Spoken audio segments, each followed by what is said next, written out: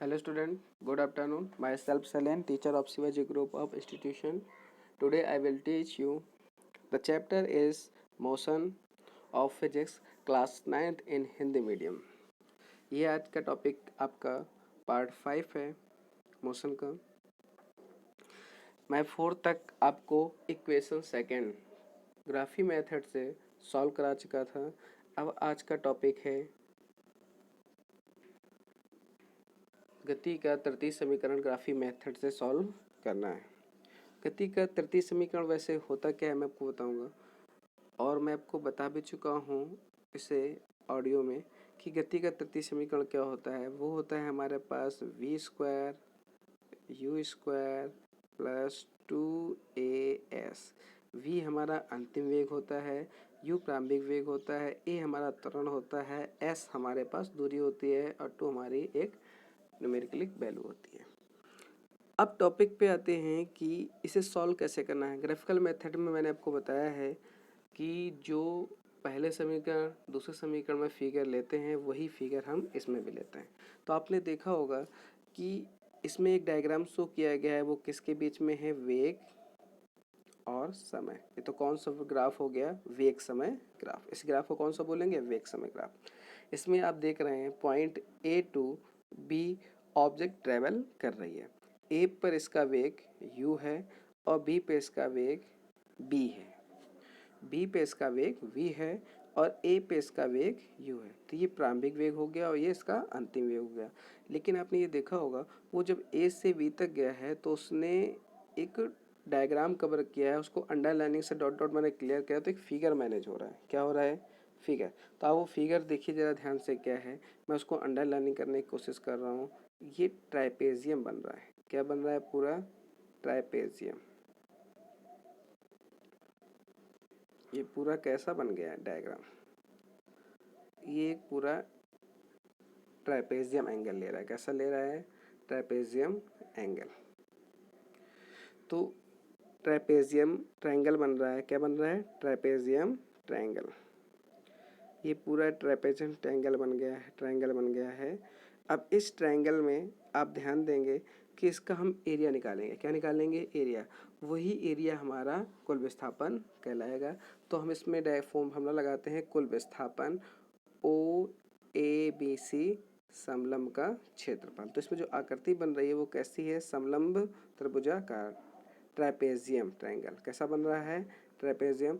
तो इसमें जो समलंब है तो समलंब आकृति का क्षेत्रफल निकालेंगे तो फॉर्मूला क्या होता है?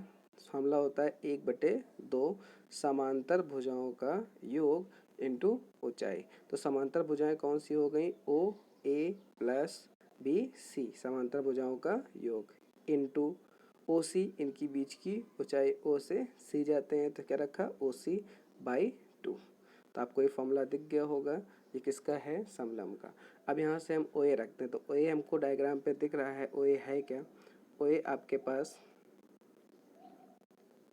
ये आपको ओ ए दिया हुआ है. ओ ए क्या है आपको इस फिगर में देखना है ध्यान से.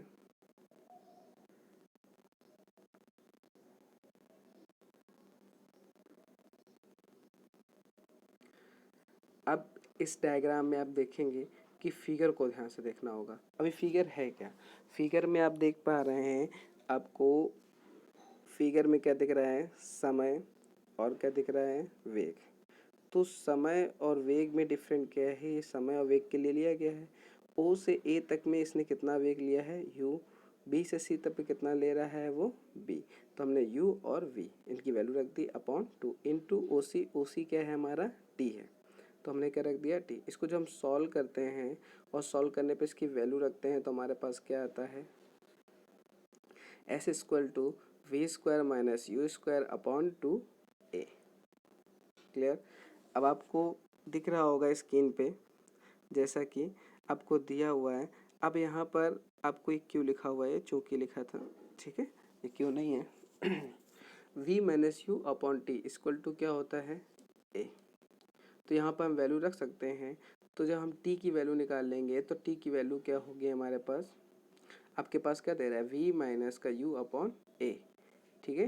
ये किसकी जगह रखा हुआ है, टी की। जब यहाँ से हम टी निकालेंगे तो हमारे पास टी क्या आ जाएगा, टी आएगा हमारे पास, वैल्यू टी की बनेगी, क्या बनेगी, टी की वैल्यू बनेगी वी माइनस का यू अपॉन ए। तो हमने वी माइनस का यू अपॉन ए पुट कर देते हैं, जिससे हमें एस बराबर v square minus u square upon 2a आता है। इसे सॉल्व करेंगे तो हमारी इक्वेशन क्या फुल हो जाती है, v square equal to u square plus 2a s।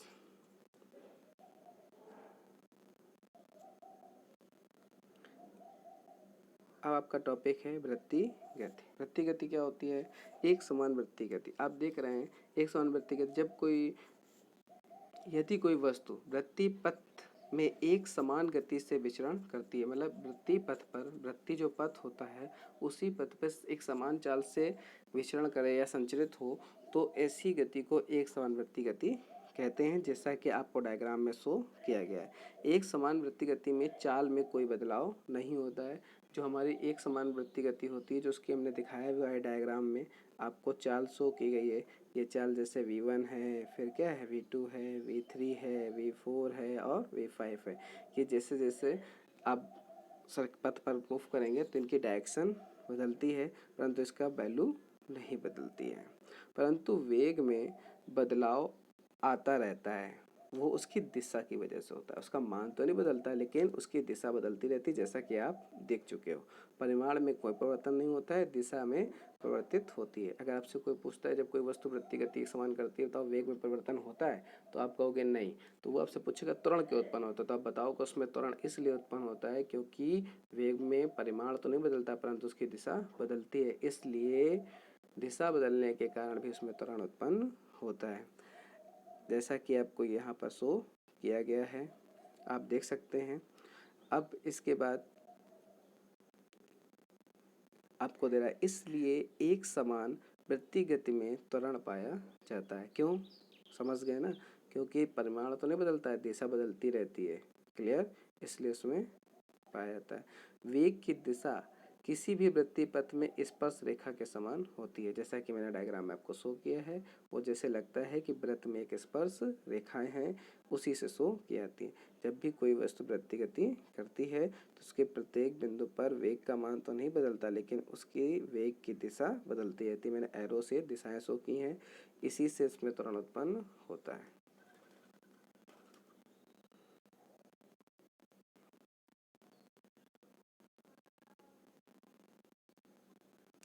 अब क्वेश्चन है, किस अवस्था में किसी वस्तु के औसत वेग का परिमाण उसकी औसत चाल के बराबर हो जाता है। किस अवस्था में उसका औसत वेग औसत चाल के बराबर हो जाता है, मतलब किसी वस्तु की गति की कौन सी अवस्था है कि उसका औसत वेग का पूरा परिमाण उसकी औसत चाल के बराबर हो जाए। तो आपको आंसर लिखा हुआ है, औसत वेग का परिमाण औसत चाल के बराबर तब होगा जब वस्तु एक सीधी रेखा में एक ही दिशा में गति कर रही हो। दूसरा क्वेश्चन है हमारे पास, एक गाड़ी का ओडोमीटर क्या मापता है। एक जो गाड़ी होता है उसका ओडोमीटर क्या मापता है, किसी गाड़ी द्वारा तय की गई दूरी। जो ओडोमीटर होता है, ओडोमीटर गाड़ी की दूरी को मापता है। गाड़ी में दूरी को मेजर करने के लिए किलोमीटर में कितना चल गई गाड़ी, इतनी चल गई हमारी गाड़ी, 2 किलोमीटर चल गई या 2 किलोमीटर चल के आई, ये कैसा आता है, वो मीटर जो लगा होता है वो ओडोमीटर होता है। कौन सा होता है, ओडोमीटर। बाइक कार्स वगैरह होती है ना, उनमें लगा होता है गाड़ी की डिस्टेंस बताने के लिए उसने कितना कवर की है डिस्टेंस, तो उसे मीटर को हम ओडोमीटर कहते हैं। कौन सा मीटर कहते हैं, ओडोमीटर। कौन सा मीटर कहते हैं, ओडोमीटर। अगला क्वेश्चन है, जब वस्तु एक समान गति में होती है तब इसका मार्ग कैसा दिखाई देता है। कोई दिक्कत नहीं, जब वस्तु एक समान गति में होती है, एक समान गति में होता है तो उसका पथ एक सीधी रेखा में दिखाई देता है, स्ट्रेट लाइन। कैसा दिखाई देता है, एक सीधी रेखा में स्ट्रेट लाइन में दिखाई देता है। फिर से, किस अवस्था में किसी वस्तु का औसत परिमाण, औसत वेग का परिमाण औसत चाल के बराबर हो जाता है। तो मैंने बताया है कि कब बराबर होता है, जब वस्तु एक सीधी रेखा में ही गति करे। जब वस्तु एक सीधी रेखा में गति करती है तो उसका औसत वेग और औसत चाल दोनों क्या होते हैं, बराबर होते हैं। क्या होते हैं, बराबर। जैसा कि आपको फिर क्वेश्चन नंबर सेकंड जो है आपका क्या दिखाया गया है कि जब कोई किस अवस्था में, जब वस्तु, देखो आप फोर्थ क्वेश्चन में आते हैं नीचे वाले में, क्या है, एक समान गति, एक सीधी रेखा होती है, इसी सीधी रेखा गति में औसत वेग और औसत चाल के मान क्या होते हैं, बराबर होते हैं। इस क्वेश्चन को आप दे सकते हो। इसके बाद क्वेश्चन है ऑडोमीटर क्या करता है, ऑडोमीटर गाड़ी की दूरी को मेजर करता है। आपके पास क्वेश्चन है, देख सकते हैं स्क्रीन पे कि आपके पास क्या है, किसी वस्तु के एक समान वे असमान गति के लिए समय दूरी ग्राफ की प्रकृति क्या होगी। अब ये वे दिए हैं, मतलब हमें पथ दिए गए हैं, एक समान पथ, असमान गति के लिए दूरी का ग्राफ की प्रकृति क्या होगी। असमान गति को कौन शो कर रहा है, तो आपको मैंने दिए हैं दोनों ग्राफ। जो स्ट्रेट है, देख रहे हैं, ये क्या शो किया गया है, दूरी और समय के बीच ग्राफ में ये क्या शो किया गया, परिमाण स्ट्रेट है, तो किसको शो करता है, एक समान गति को, के लिए दूरी समय ग्राफ सरल रेखा होती है। एक समान गति के लिए क्या होती है, सरल रेखा। जो आप देख पा रहे हैं ये क्या है, एक सरल रेखा है, बिल्कुल स्ट्रेट, क्लियर।